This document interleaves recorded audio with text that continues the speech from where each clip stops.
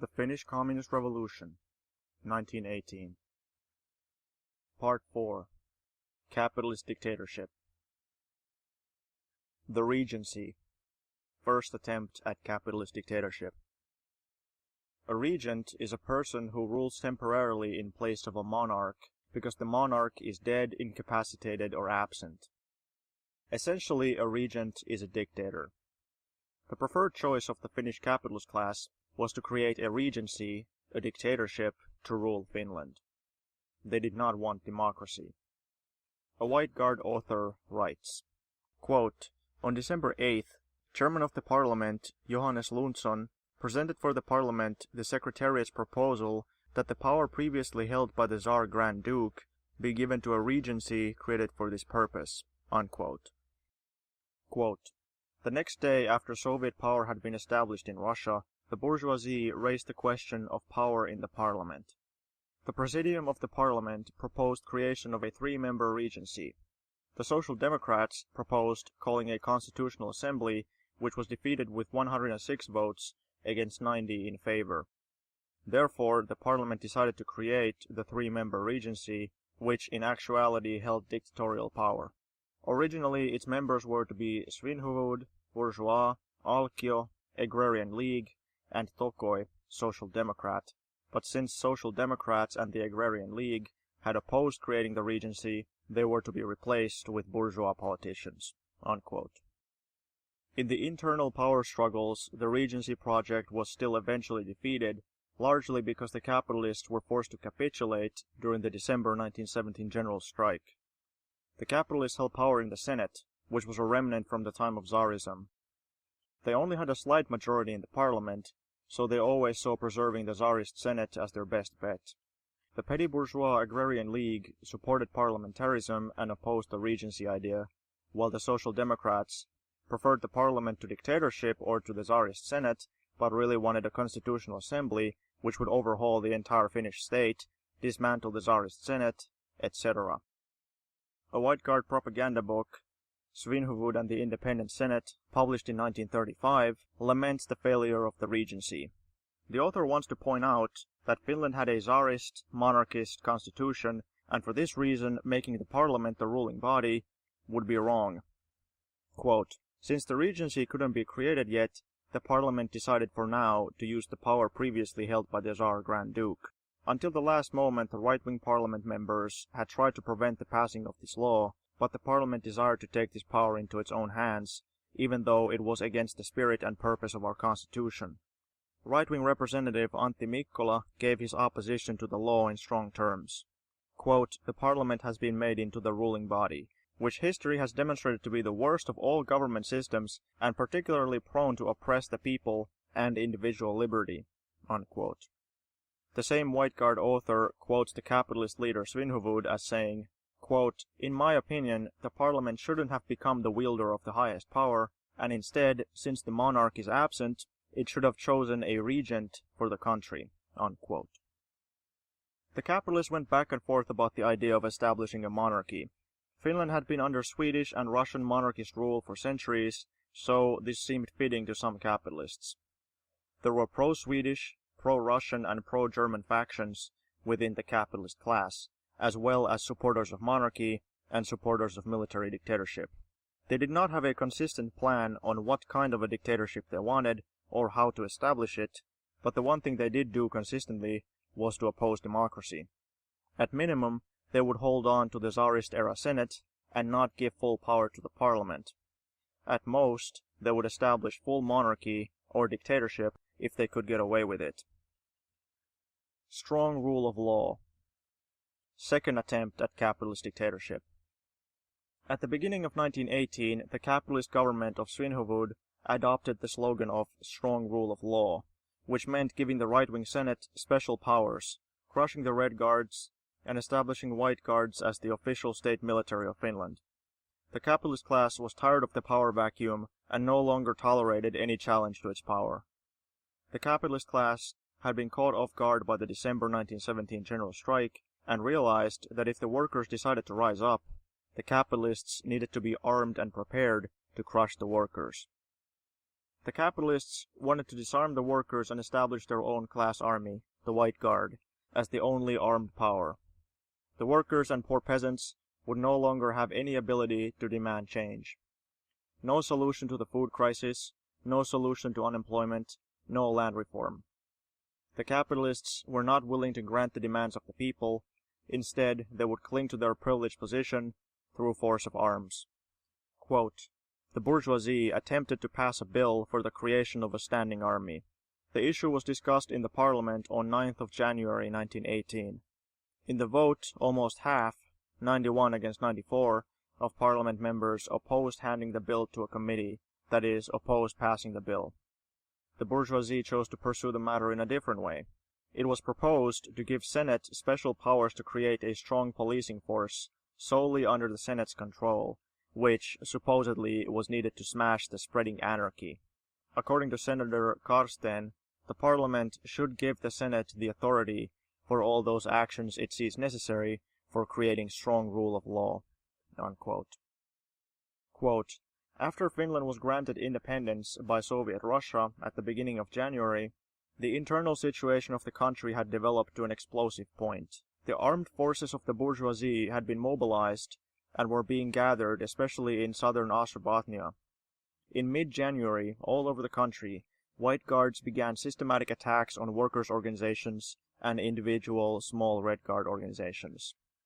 In the parliament, the working class leadership attempted to impeach the capitalist government of Svinhufvud, but in vain, because that government had turned into an outright dictatorial organ, not accountable to the parliament, after the Agrarian League had abandoned the struggle for the Power Act, which made the Finnish parliament the highest governing organ, as opposed to the Senate, that had been established by the Tsar, and began to support the government of quote-unquote strong rule of law. The slogan of strong rule of law, proclaimed by the Svinhufvud government, together with the bourgeois class militias, the White Guard, being declared the only legal armed forces, clearly signified a declaration of war against the working class." Unquote. In order to establish its full power and dictatorship, the capitalist class prepared for civil war, a military attack against the working class. The capitalists began to secretly build a network of White Guard organizations throughout the country, and a White Army in southern Ostrobothnia, a kulak region in the middle of Finland. The working class was not preparing for war. The capitalists were. The capitalist government of Svinhufvud decided to establish their secret capital in the city of Vaasa, where they would lead their attack. They needed weapons and funding. For money, they turned to the bankers and capitalists. For weapons, they turned to the governments of Germany and Sweden. Finnish officers from the old Tsarist army would serve as their commanders. Quote, "A former Tsarist general, G. Mannerheim, was appointed supreme commander of the Whites on 16th of January. 2 days later he traveled to Vaasa in southern Ostrobothnia, which the Whites had already beforehand chosen as the base area of their war effort. The bourgeoisie's war preparations had advanced the furthest in southern Ostrobothnia. 60 Jägers, that is, soldiers trained in Germany, and others had already worked there for quite some time, training white troops. A white military academy was functioning in Vöyri in southern Ostrobothnia. Large amounts of food supplies had also been stored in southern Ostrobothnia for the war. Southern Ostrobothnia was suitable as a white base area also because there were no large working-class centers. Instead, the majority of the population were independent landowning peasants, who, for example, didn't share the oppression of the tenant farmers. In selecting southern Ostrobothnia as their base, the bourgeoisie also split the country in half, and calculated that they could defeat the Red Guards near the coast of southern Lapland soon after the beginning of the war. This would get them in immediate connection with Sweden, whose military aid the Whites put great hopes in."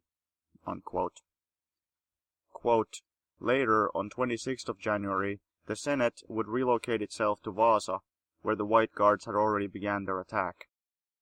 Agreeing to the demand that the Red Guards be dismantled would have meant surrendering to the mercy of the armed bourgeoisie. Among the party leadership and working-class population, this was clearly understood and opposed. The party committee declared on 15th of January, quote, "The Senate plans to attack the working class with its White Guards.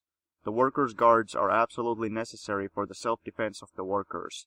Due to the bourgeoisie's blatant policy of coup d'état, class struggle in the country may greatly escalate." Unquote. The Social Democrat minority in the parliament attempted to stop the capitalists from establishing their dictatorship. The effort was unsuccessful. The Social Democrats still hoped the conflict could be avoided. Quote, "Working-class parliamentary representatives warned the bourgeoisie to not embark on this road. They showed that the White Guards had been created as the fighting force of the bourgeois class, and they had been used in many provocational attacks against the working class. Recognizing them as the official state army of Finland would mean an outright declaration of class war. The bourgeoisie had already chosen the path of attacking the workers and poor peasants. It did not want to heed any warnings." Unquote. Quote, "Social Democrats warned that granting the Senate the special powers it requested would mean a declaration of war against the working class. The warning did not work, however. After a tremendously stormy debate, the Parliament granted the Senate special powers on 12th of January. The decision sparked a storm of denunciations by the Social Democrats. Social Democrat Pärssinen said that, as he looks upon the gloating bourgeoisie, he is reminded of the words of the Bible, "Woe unto you that laugh now, for ye shall mourn and weep." Parliament member Kujala warned the bourgeoisie to remember, "He who sows wind reaps poison." The decision by the bourgeoisie in the Parliament to give the Senate special powers was seen as a preparation for civil war by the working-class press. Later, the Swedish newspaper Dagens Nyheter, Daily News, compared the decision to a coup d'état. On January 13th, large worker demonstrations took place against the Parliament's decision. The same day, a youth demonstration of 15,000 participants took place in Helsinki with slogans, "Down with the bloodthirsty bourgeois representatives," "Down with militarism," "No military of any kind." Unquote. Quote, "Immediately after receiving the special powers from the Parliament, the Senate created 2 new police organizations, and began hurriedly to look for weapons. Svinhufvud sent a coded message to Gripenberg, the Finnish representative in Stockholm. Quote, "I ask that you immediately authorize Theslev, who was in Germany, to begin purchasing weapons. Advise him to make an arrangement for sending those citizens of free and neutral Finland back home who are currently in the German military, the Jägers. Arrange their travel to Finland without delay on the first ship, and the purchased weapons must be brought with them." Unquote. Another telegram to Gripenberg said, quote, "Hurry with sending the weapons bought from Sweden to Vasa." Unquote. The Finnish delegates in Germany, Hjelt, Erich, and Sarjo, turned to Ludendorff on 19th of January and requested the Finnish Jaeger battalion, as well as weapons and military supplies, to be sent to Finland soon. Unquote. Quote, "The government had already been preparing for civil war. The counter-revolution chose as its base the middle and northern regions of the country, where the population mainly consisted of landowning peasants. Stores of food and military supplies had been collected in southern Ostrobothnia, and the White Guard nucleus gathered there. Funds from the Finnish National Bank were secretly shipped to Kuopio, in northern Savonia in the middle of Finland. Ex-members of the Tsarist military were given secret orders on 6th and 7th of January to immediately take leave on personal reasons and travel to southern Ostrobothnia. Svinhufvud secretly appointed General Mannerheim as the supreme leader of the Finnish armed forces on 16th of January." Unquote. The capitalist class had a skillful conspiracy underway. They were collecting millions of marks, thousands and tens of thousands of rifles, millions of bullets, food supplies for an entire army. They were gathering officers trained in Germany or in the Tsarist military, requesting aid from the governments of Sweden and Germany. They had a network of conspiratorial White Guard groups all throughout the country. The capitalists were armed to the teeth and prepared to attack the working class, to install a dictatorship, and strip the workers of any power to demand rights. Quote, "The bourgeoisie in the parliament were building police forces and a military. The bourgeoisie's talk about building up strong law and order caused uneasiness in workers around the country. The fears of the working population were intensified when on 12th of January the Parliament authorized the Senate to create a government organ for this purpose. The Social Democrats opposed this, as they feared it would turn into a class police aiming at subjugating the workers. The working class leaders' relationship with violence varied. A minority supported embarking on the path of violent revolution, but the majority of the parliamentary group and trade union leaders, as well as party leaders, were clearly against revolution. However, the Parliament's decision to create a strong police force played a part in influencing the leading party figures to slide towards the supporters of an armed solution. As the party council met in Helsinki on 19th of January, news began to come from Viborg about White Guard mobilization. The news sharpened the opinions of several members of the council. Grip of the working class movement began to shift to the radical elements, and revolutionary activity ended up being only a matter of time. In the end, only very few of even the moderate socialist leaders refused to join or support armed struggle." Unquote. Quote, "The attempt to create this strong police authority made civil war inevitable, because under the conditions of Finland at that time, it could only mean the violent disarming and dismantling of the workers' guards, which could only be done through armed battles. At the same time, the bourgeoisie couldn't avoid taking this step, because it considered that not taking decisive action against the growing workers' guards would mean to surrender to the mercy of their class enemy and to be a policy of suicide, which would inevitably lead to the destruction of the bourgeois system." Unquote. Mannerheim, the White General. Quote, "Baron Gustav Mannerheim had achieved fame through his loyalty to the Tsar, who oppressed Finland. This guard officer, who had achieved success in his career, in the coronation ceremony of Nicholas II he had the honor of standing next to the throne, didn't have any second thoughts about the violence the Tsar was carrying out against his homeland, Finland. The illegal nationalist newspaper, Fria Ord, had included Mannerheim's name among those shameful Finnish officers in the Russian army who had not resigned due to the Tsar's Russification policy. Even Mannerheim's own family was not safe from the Russification policy. His older brother, bank director Karl Mannerheim, was deported from Finland to Sweden, where his younger brother Johan also saw best to move. When Gustav Mannerheim decided to participate in the Russo-Japanese War, his family expressed their surprise that he could join a war on behalf of the Tsar that oppressed his homeland. However, Mannerheim participated both in the Russo-Japanese War and in the First World War. After the February Revolution, he resigned from the military with his rank of general and returned to Finland.